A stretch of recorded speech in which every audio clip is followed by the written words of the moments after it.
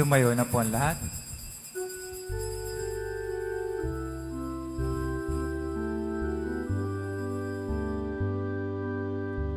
Kaawaan mo ako, Diyos,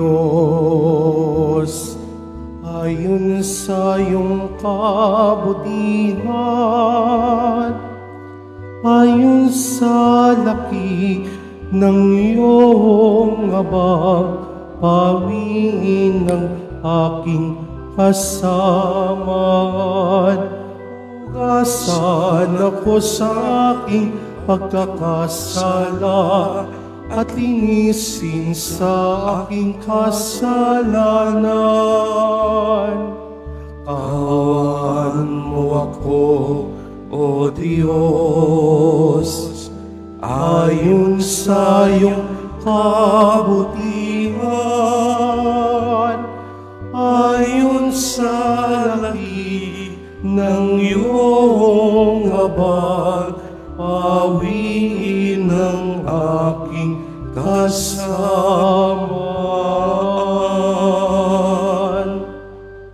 Sa ngalan ng Ama at ng Anak at ng Espiritu Santo, Amen. sumainyo ang Panginoon. At sumayo rin. Mga kapatid kay Kristo at mga kadiboto, muli tayo po ay tinipon ng ating Nuestro Padre, Jesus Nazareno, bilang kaanib ng angkan ng Diyos.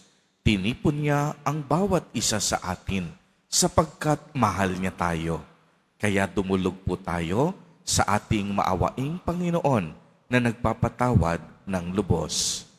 Inaamin ko sa makapangyarihang Diyos At sa inyo, mga kapatid, nalubha akong nagkasala sa isip, sa salita, sa gawa, at sa aking pagkukulang.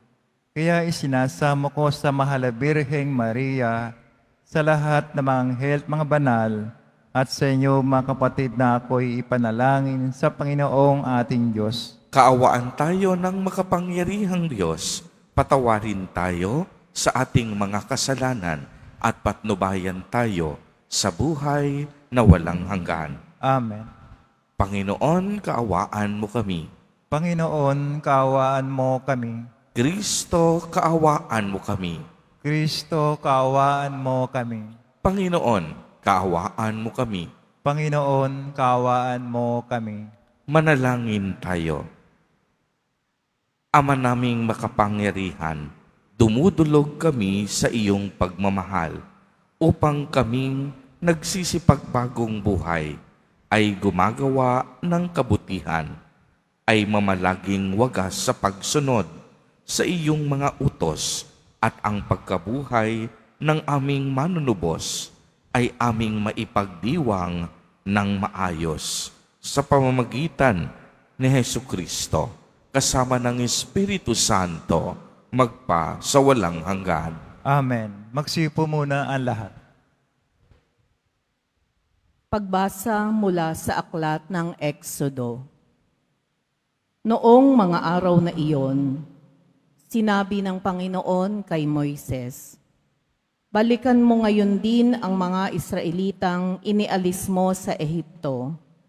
Naroon at nagpapakasama. Tinalikdan nila agad ang mga utos ko. Gumawa sila ng guyang ginto. Iyon ang sinasamba nila ngayon at hinahandugan.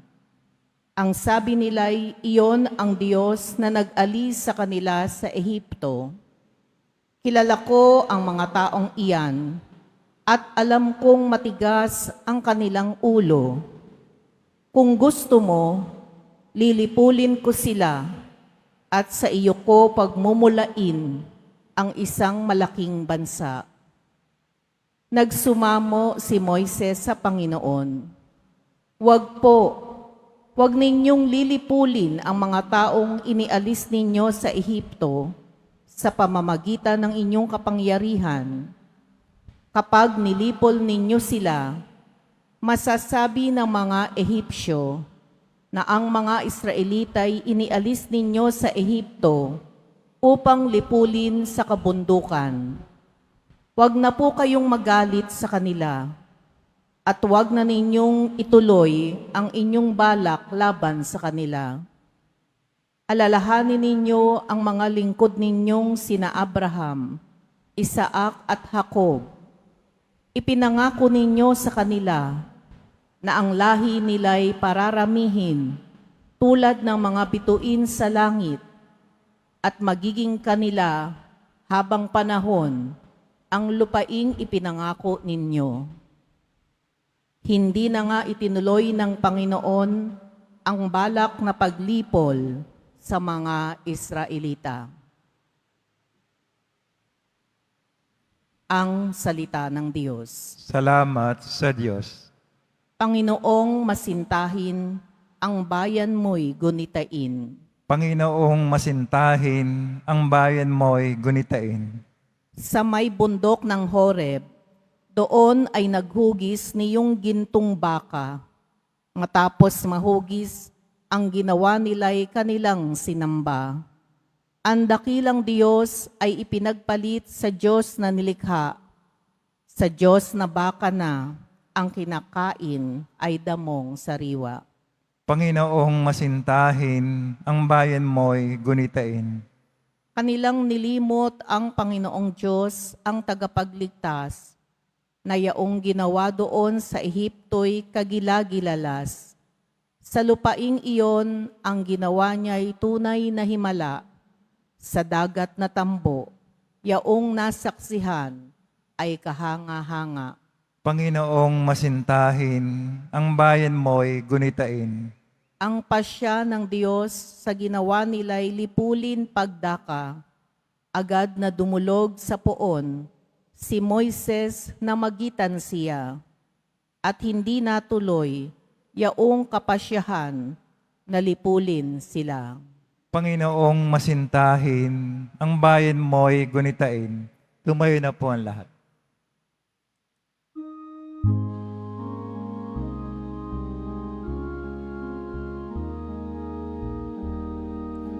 Nagpupuri kami sa'yo, Panginoong Jesucristo.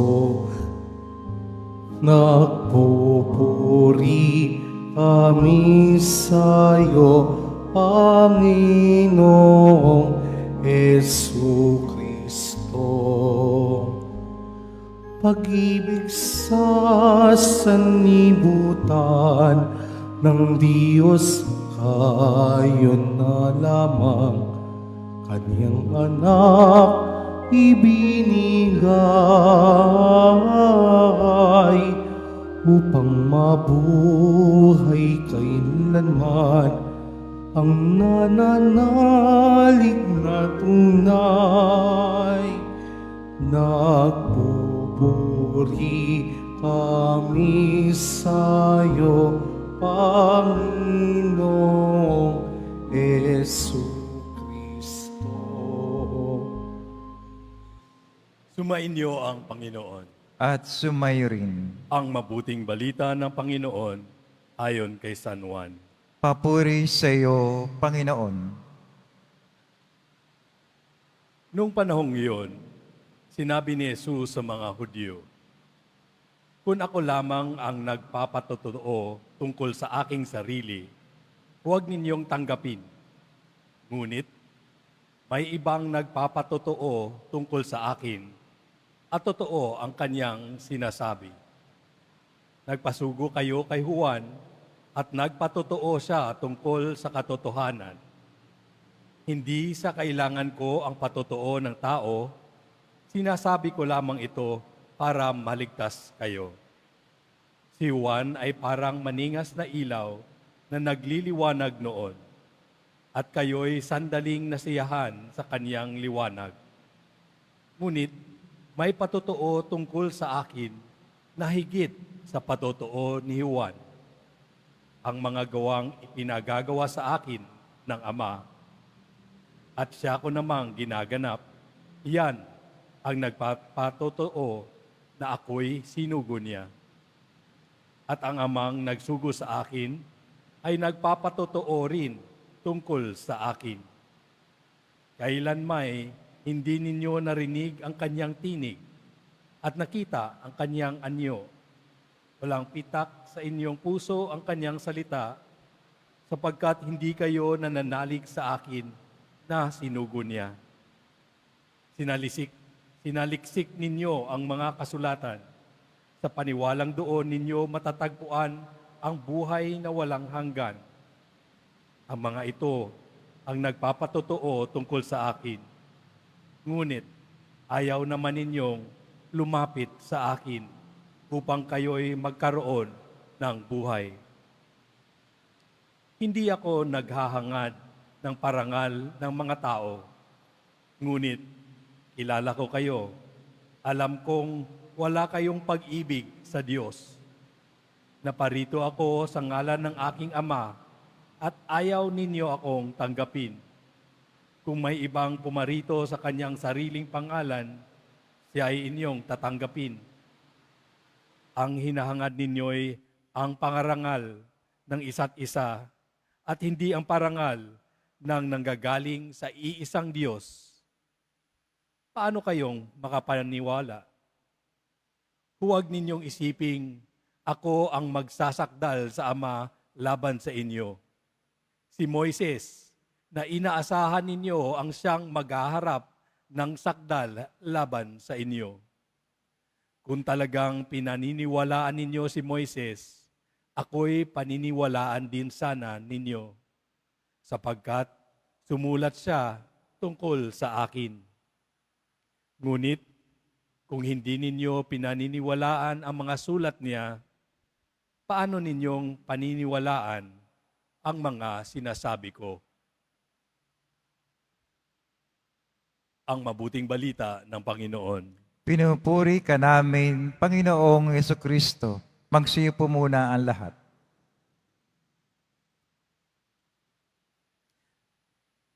Mayroon akong, one time may nakita akong isang batang umiiyak, tapos dinala doon sa lobby. Pagkatapos, nawawala daw siya, hindi niya makita yung nanay niya, hindi niya rin alam paano makauwi. So, pero, nung nakita niya ng nanay niya, agad siyang kumapit ng mahigpit.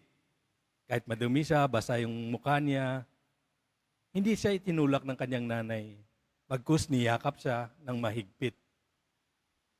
Mga kapatid, parang ganito din tayo sa Diyos, di ba? Minsan, sa gitna ng ating takot at pangamba, nakakalimutan nating siya ang ating tunay na kanlungan. Kaya ang tanong sa atin ngayon, kanino tayo kumakapit sa buhay? Madaling sagutin, sa Diyos. Pero, pagdaan ng pagsubok, kapag parang walang sagot ang ating mga panalangin, doon tayo sinusubok. Kumakapit pa ba tayo? Ganito mismo ang nangyari sa unang pagbasa. Kung yung mga Israelita andon sa disyerto, sa baba ng bundok Sinai. Bagong laya lang sila mula sa Ehipto. Matagal sila, mga more than 400 years sila na alipin doon sa Ehipto. Pagkatapos, marami silang nasaksiyang himala. Nakita pa nila yung dagat na humati. Nakita nila yung apoy. May mga ulap na naggumabay sa kanila. Ngunit, ano nangyari? Umakyat si Moises sa bundok para kausapin ng Diyos. Naiwan sila. After ng ilang araw, parang hindi na nila aling gagawin nila. Nagsimula na silang mangamba. Parang tinatanong na nila yung kanilang sarili, nasaan na si Moises? Ano nang gagawin natin ngayon? Saan na tayo pupunta? Sino nang mag-aalaga sa atin? Sa halip na maghintay sila, ano ginawa nila? Gumawa sila ng gintong guya at ito ang sinamba nila. Kaya isipin natin ito. Matapos na nilang nasaksihan ng milagro ng mga himala, tapos biglang lumipat pa sila ng sasambahin. Hindi ba minsan ganito rin tayo? Gusto nating magtiwala sa Diyos, pero kapag hindi na natin nakita agad ang sagot, parang gusto nating humanap ng ibang paraan. Kapag matagal ang sagot sa ating mga panalangin, naghahanap tayo ng mas mabilis na solusyon. Kapag may problema, mas madaling kumapit sa galit or sisihin ng iba kaysa umasa. Mas madaling sumuko kaysa magtiwala. Ano ang ating gintong guya ngayon? Or what is our golden calf? Pwedeng pera, relasyon natin, trabaho, kahit siguro mga sariling plano na ayaw nating isuko sa Diyos. Baka rin ito rin yung pagkain natin sa araw-araw. Nag-aalala tayo ng sobra, akala natin tayo lang, sa atin lang, sarili lang natin ang dapat maghanap. Tayong bahala dyan. O kaya, pwede rin yung bisyo. Akala natin, yung bisyo natin, ito yung nakapapalimot sa ating mga kahirapan. Pero ang Diyos, handa siyang yakapin tayo kahit ano pa ang dala natin. Sa Ebanghelyo, narinig natin na si Jesus na mismo, yung sa harapan ng mga tao, siya ang sagot sa lahat ng pangako ng Diyos. Pero anong sabi niya? Ayaw ninyong lumapit sa akin upang kayo'y magkaroon ng buhay. Ang sagot ay nasa harapan na ng mga tao, ng mga Hudyo, pero hindi pa nila makita. Bakit? Dahil mas gusto nilang kumapit sa sarili nilang kaalaman, sa papuri ng tao kaysa salita ng Diyos. Hindi ba ganito din tayo minsan? Hinahanap natin ang Diyos, pero ayaw natin talagang sumunod. Nagdadasal tayo, Panginoon, Jesus, tulungan niyo naman po ako. Pero may ibang plano din tayo na pag walang nangyayari, ito na yung gagawin ko. Tama naman si Jesus nang sinasabi niyang, ang hinangad ninyo'y ang parangal ng isa't isa at hindi ang parangal ng nagagaling sa Diyos. Mas gusto pa nating marinig sa ibang tao, tamang ginagawa mo, ang galing-galing mo, kesa sumunod ka sa akin. Kaya ang tanong, kanino tayo kumakapit? Ito yung magandang balita. Kahit ilang beses na tayo nagkakamali, hindi tayo pinababayaan ng Diyos. Sa unang pagbasa, narinig natin ulit na galit na yung Diyos. Dahil sa ginawa na ng mga Israelita, nagsamba na sila sa Diyos-Diyosan. Kaya sinabi niya kay Moises na matigas yung kanilang ulo, paparusahan na sila. Pero anong ginawa ni Moises? Nagdasal, nanalangin siya. Panginoon, alalahanin mo ang mga pangako mo sa amin. At dahil sa pangako ni Moises, ipinakita ng Diyos ang kanyang habag. Hindi sa nagbago ang isip ng Diyos, pero ipinadaman niya ang kanyang walang hanggang pag-ibig at katapatan sa kanyang pangako sa mga Israelita, mula pa sa kay Abraham. Ganyan kabuti po ang Diyos. Kahit ilang beses na tayong magduda, handa siyang yakapin tayo, basta babalik tayo sa Kanya. Ang Diyos ay hindi lang Diyos ng mga nakaraan, siya rin ang Diyos natin ngayon. Kung kaya niyang pagpalain ang mga Israelita nung panahon na yon, sa gitna ng kanilang pagkakamali, kaya rin niyang pagpalain tayo ngayon. Kaya, kung nararamdaman natin medyo malayo tayo sa Diyos, bumalik na tayo. Kung nararamdaman nating nagkamali ka, nahiya ka, bumalik na tayo. Nandyan po yung sakramento ng kumpisal. Kung naramdaman natin na matagal na tayong hindi nag-communion kasi iniisip natin, marami na akong kasalanan at hindi ako tatanggapin ng Diyos. Bukas po yung sakramento ng kumpisal. Bukas po ang Diyos para tatanggapin tayo. Basta bumalik lang tayo sa Kanya. Dahil ang Diyos natin ay hindi po nagsasawa sa atin. Kaya yung tanong ulit, kanino tayo kakapit? Ngayon, narito na tayo sa harapan niya. Sa harapan ni Jesus Nazareno, ngayong tinatawag niya tayo, hawakan natin siya ng mahigpit at huwag na natin siyang bibitawan. Amen.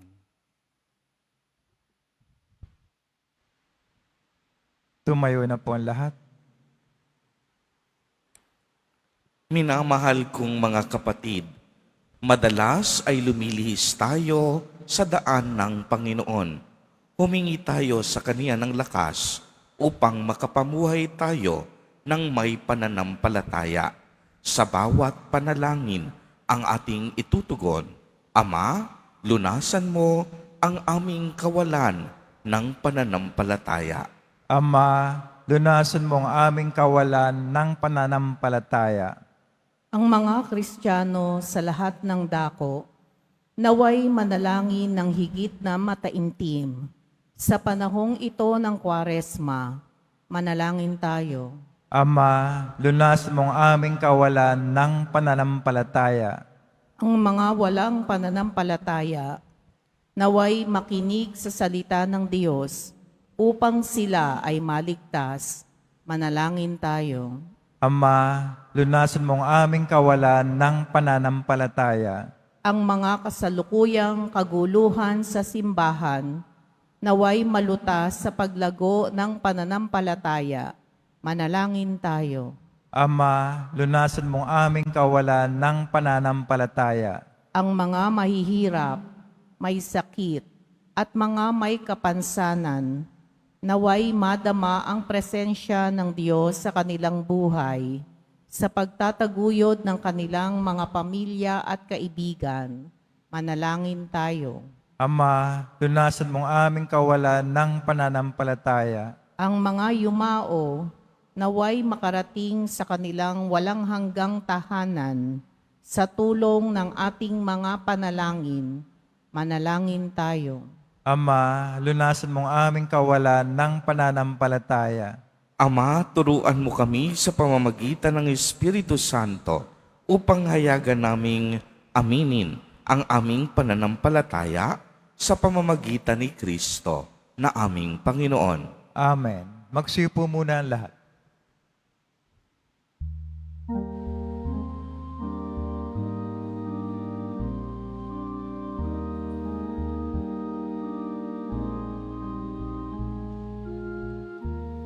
Sumasamo kami sa'yo,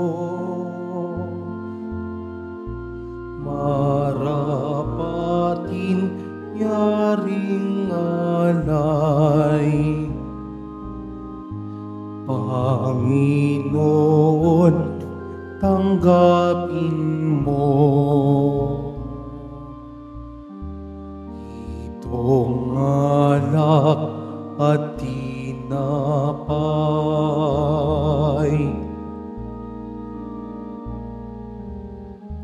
Sa'yo po naming handog, buong puso't pag-iisip.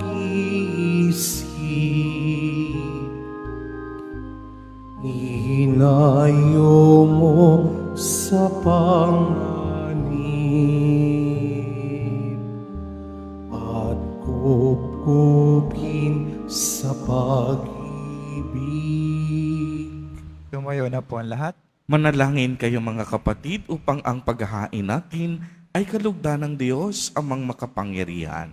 Tanggapin nawa ng Panginoon itong paghahain sa iyong mga kamay, sa kapuri niya at karangalan, sa ating kapakinabangan at sa buong sambayan banal. Ama naming lumikha, sa aming paghahain ng mga alay na ito, kami naway dalisayin sa aming kahinaan at patibayin nawa sa iyong kakayanan sa pamamagitan ni Hesukristo kasama ng Espiritu Santo magpa sa walang hanggan. Amen. Sumainyo ang Panginoon. At sumayo rin. Itaas sa Diyos ang inyong puso at diwa. Tinaas na namin sa Panginoon. Pasalamatan natin ang Panginoong ating Diyos. Marapat na siya ay pasalamatan. Ama naming makapangyarihan, tunay ngang marapat na ikaw ay aming pasalamatan. sa pamamagitan ni Jesucristo na aming Panginoon, sa aming kusang pagtitiis ng hirap, tinutulungan mong aming maitumpak ang kinamihas ng pagsalungat sa pananagutang iyong iniatas sa aming pagtulad sa anak mong mahal na nagpakasakit para sa tanan. Ang pagsisikap nami iyong kinalulugdan at ang pagpapakabuti namin ay iyong ikinararangal. Kaya kaisa ng mga anghel na nagsisiawit ng papuri sa iyo, nang walang humpay sa kalangitan, kami nagbubuni sa iyong kadakilaan. Santo, Santo, Santo, Panginoon Diyos na mga hukbo, napupuno ang langit at lupa ng kadakilaan mo, o sana sa kaitaasan. Pinagpala na paririto sa ngalan ng Panginoon, o sana sa kaitaasan. Magsilod po ang lahat. Ama naming banal, ikaw ang bukal ng tanang kabanalan, kaya't sa pamamagitan ng iyong Espiritu ay gawin mo pong banal ang mga kaloob na ito upang para sa amin ay maging katawan at dugo ng aming Panginoong Jesucristo. Bago niya pinagtiis ang kusang loob na maging handog, hinawakan niya ang tinapay, pinasalamatan kaniya, pinagati-hati niya iyon, iniabot sa kaniyang mga alagad at sinabi, "Tanggapin ninyong lahat ito at kanin. Ito ang aking katawan na ihahandog para sa inyo."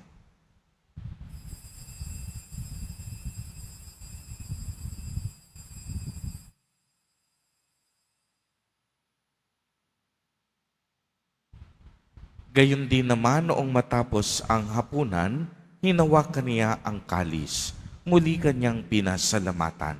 Iniabot niya ang kalis sa kaniyang mga alagad at sinabi, "Tanggapin ninyong lahat ito at inumin.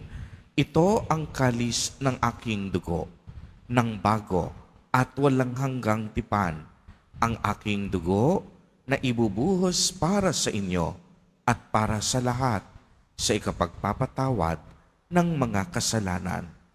Gawin ninyo ito sa pag-alaala sa akin."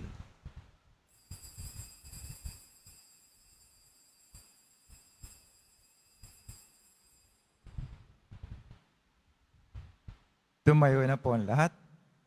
Ang misteryo ng pananampalataya.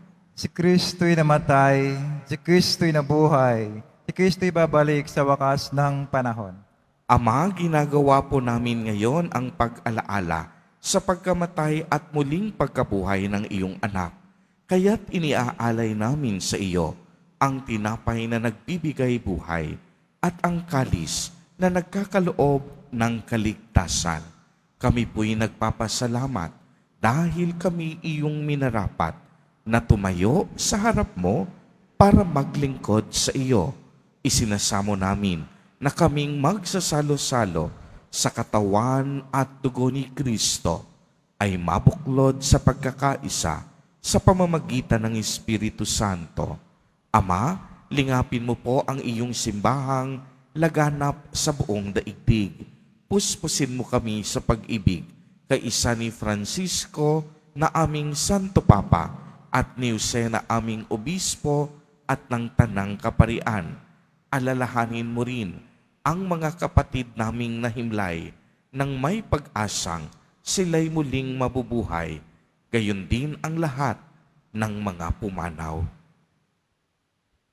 Kaawaan mo sila at patuloyin sa iyong kaliwanagan.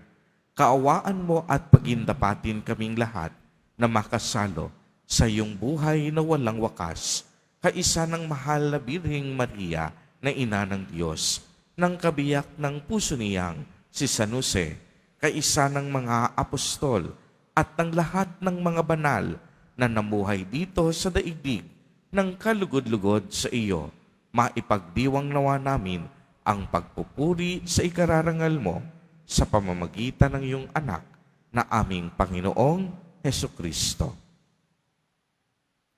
Sa pamamagitan ni Kristo, kasama niya at sa Kaniya, ang lahat ng parangal at papuri ay sa iyo, Diyos amang makapangyarihan, kasama ng Espiritu Santo, magpa sa walang hanggan. Amen. Sa tagubili ng mga nakagagaling na utos at turo ni Jesus na Panginoon natin na Diyos, ipahayag po natin ng lakas loob. Ama namin, sumasalangit ka. Sambahin ang ngalan mo, mapasa amin ang kaharian mo, sundin ang loob mo dito sa lupa para nang sa langit. Bigyan mo kami ngayon ng aming kakanin sa araw-araw at patawarin mo kami sa aming mga sala para ng pagkapatawad namin sa nagkakasala sa amin. At huwag mo kaming pahintulot sa tukso at yadya mo kami sa lahat ng masama. Hinihiling namin na kami iadya sa lahat ng masama, pagkalooban ng kapayapaan araw-araw, iligtas sa kasalanan, at ilayo sa lahat ng kapahamakan, samantalang aming pinananabikan ang dakilang araw ng pagpapahayag ng tagapagligtas naming si Hesu Kristo. Sapagkat iyo ang kaharian at ang kapangyarihan, ang kapurihan magpakailanman. Amen. Panginoong Hesu Kristo, sinabi mo sa iyong mga apostol, kapayapaan ang iniiwan ko sa inyo, ang aking kapayapaan ang ibinibigay ko sa inyo. Tunghayan mo ang aming pananampalataya at huwag ang aming mga pagkakasala. Pagkalooban mo po kami ng kapayapaan at pagkakaisa ayon sa iyong kalooban, kasama ng Espiritu Santo, magpa sa walang hanggan. Amen. Ang kapayapaan ng Panginoon ay laging sumainyo. At sumayo rin. Magbigayan kayo ng kapayapaan sa isa't isa.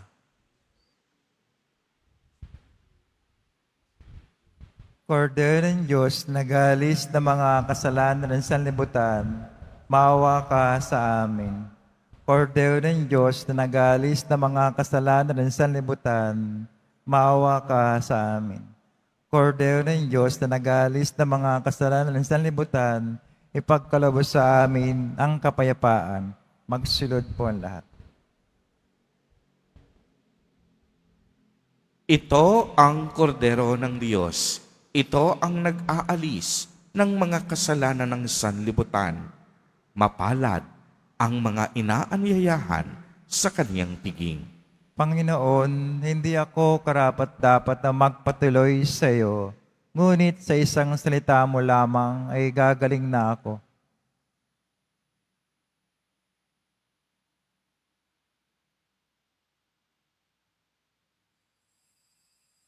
Para sa lahat ng tatanggap ng banal na komunyon, sasagot po tayo ng Amen, pagkasabi ng pari o lay minister ng katawan ni Kristo. At isubo agad sa bibig bago umalis sa harapan ng pari o lay minister. Sumunod po tayo.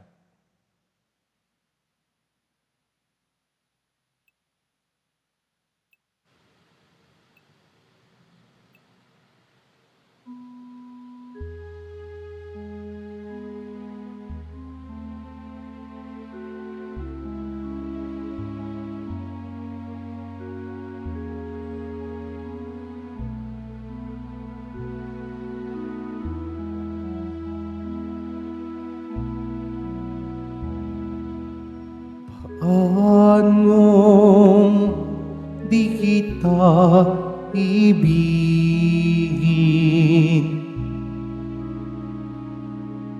Paanong di ka patawarin?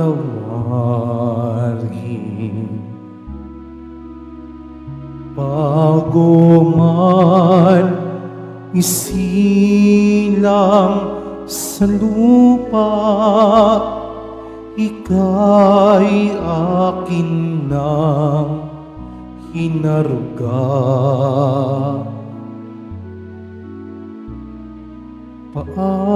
Paanong ako iyong lisanin?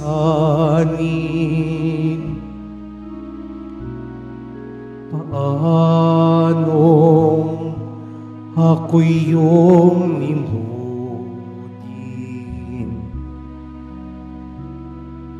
gayon man puot papawin ang iyong pagbalik hintayin sa bawat pagtawag ko sa iyo, sa bawat hakbang mong palayo, nananangis pangyaring puso, hangad pa rin ang piling mo.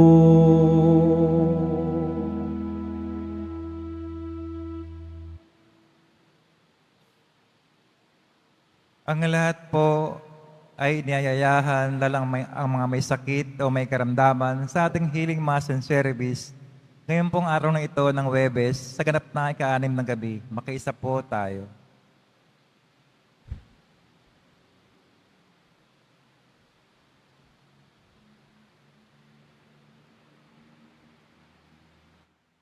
Pagkatapos ng misa, wiwisikan po ang lahat ng banal na tubig. Pinakikiusapan ng lahat na manatili lamang muna sa inyong mga lugar, tanging sa Quezon Boulevard o sa plaza sa naman lamang ang labasan ng lahat. Sumunod po tayo. Maraming salamat po sa inyong pagdalaw at pagsisimba sa Basilica Menor at Pambansang Dambana ni Jesus Nazareno. Tumayo na po ang lahat. Manalangin tayo. Ama naming mapagmahal, ang tinanggap naming banal na pakikinabang ay siya nawang magpalaya sa amin sa kasalanan upang ang dinadala namin sa budhi ay gumaan at ang ganap na kagalingan ay aming makamtan sa pamamagitan ni Hesukristo kasama ng Espiritu Santo magpa sa walang hanggan. Amen. Bago po ang huling pagbabasbas, pasalamatan po natin ang ating mga kapatid na nasa iThursday program. Kasama po natin sila sa pagdiriwang ng banal na Eucharistia. Gayon din po, pasalamatan natin si Reverend Richard na nagbigay sa atin ng kaniyang humilya.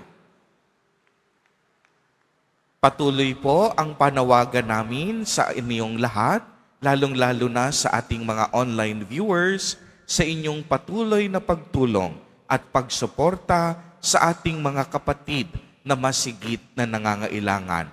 Ang atin pong mga kapatid sa iThursday program ay hindi lamang natin tinitipon upang magbigay ng pagkain, kung hindi upang ipalaganap din sa kanila ang mabuting kaligtasan ni Jesus Nazareno.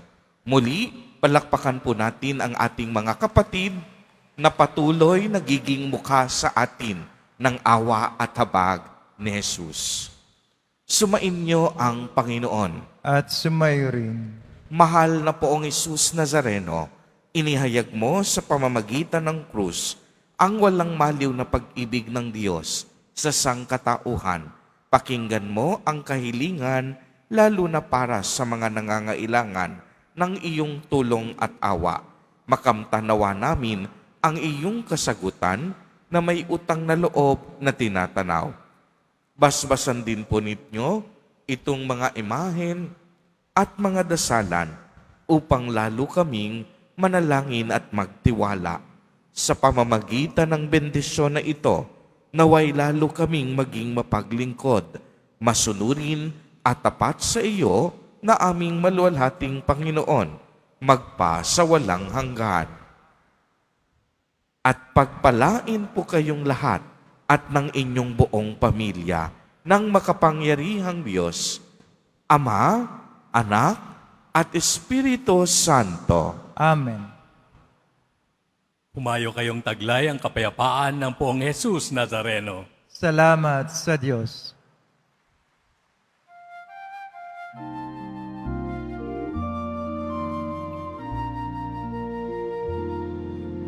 Nuestro Padre Jesus Nazareno, sinasamba ka namin, pinipinto ka namin, aral mo ang aming buhay at kaligtasan. Nuestro Padre Jesus Nazareno, ligtas mo kami sa kasalanan. Ang krus mong kinamatayan ay sagisag ng aming kaligtasan. Nuestro Padre Jesus Nazareno, dinarangal ka namin. Nuestro Padre Jesus Nazareno, inulwalhati ka namin.